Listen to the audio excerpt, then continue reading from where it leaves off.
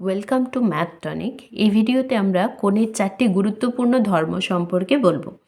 এই গুরুত্বপূর্ণ ধর্মগুলো জানা থাকলে কম্পিটিটিভ এক্সামে যে কোণের অঙ্কগুলো থাকে সেগুলো সাধারণত সলভ করা সম্ভব।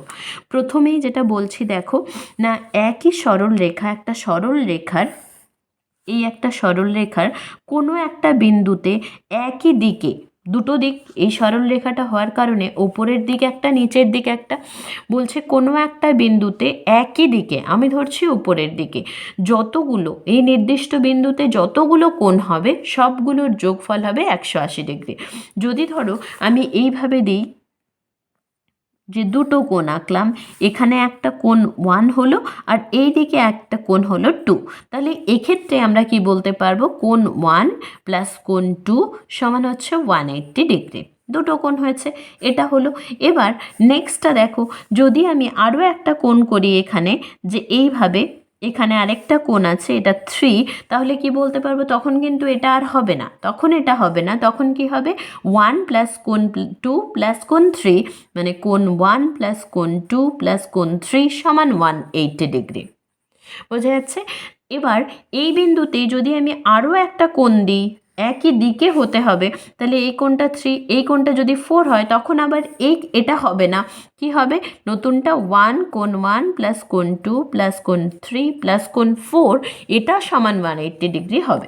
তাহলে কি বলছে না, কোনো একটা সরল রেখার একই দিকে অবস্থিত কোনো একটা নির্দিষ্ট বিন্দুতে সমস্ত কোণগুলোর যোগফল সবসময় 180 ডিগ্রি হবে।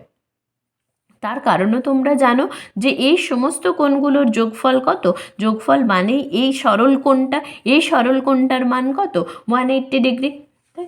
2 নম্বর পয়েন্ট দেখো, 2 নম্বর পয়েন্ট বলছে এই একটা বিন্দু, ওখানে সরল রেখা ছিল, এখানে বিন্দু, এই একটা বিন্দুর চারিদিকে যতগুলো কোণ তৈরি হবে তাদের যোগফল হচ্ছে 360 ডিগ্রি।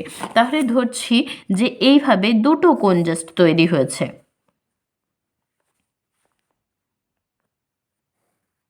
এই কোণ 1 আর এই দিকের পুরো কোণটা কোণ 2, তাহলে আমি লিখতে পারি আগের অঙ্কের মতো কোণ 1 প্লাস কোণ 2 সমান হচ্ছে 360 ডিগ্রি।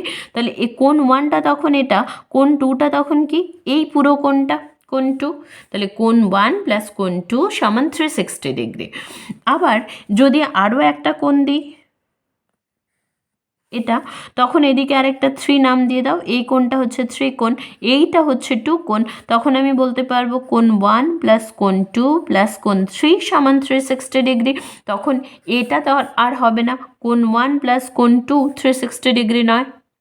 এইভাবে একটা বিন্দুর চারিদিকে সমস্ত কোণগুলোর যোগফল 360 ডিগ্রি। বা তোমাদের অনেক সময় শর্ট প্রশ্ন আসে, একটা বিন্দুতে কত ডিগ্রি কোণ তৈরি হয়, তোমরা বলতে পারবে 360 ডিগ্রি।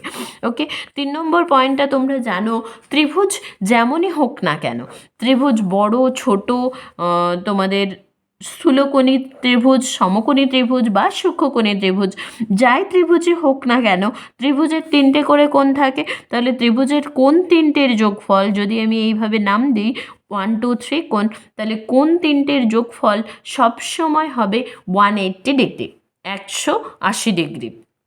এটা মনে রাখবে। তাহলে যে কোনো দুটো কোণের মান যদি দেওয়া থাকে তৃতীয় কোণ নির্ণয় করতে পারবে, বা যদি দুটো কোণ সমান বলা থাকে তখন আমরা একটা কোণের মান যদি বলে দেওয়া থাকে তখন মান নির্ণয় করতে পারবো। এইভাবে সমস্ত শর্ট প্রশ্নগুলো দেখবে, জিওমেট্রির সমস্ত শর্ট প্রশ্ন বা কম্পিটিটিভ এক্সামে যে কোশ্চেনগুলো আসে সেগুলো সব এই থিওরিগুলোর ওপর বেশ করে হয়। আবার যে কোনো চতুর্ভুজ তাদের 4টে কোণের যোগফল কত হবে, 360 ডিগ্রি। তাদের 4টে কোণের যোগফল সবসময় 360 ডিগ্রি হবে। এটা দিয়েও অনেক শর্ট প্রশ্ন আসে।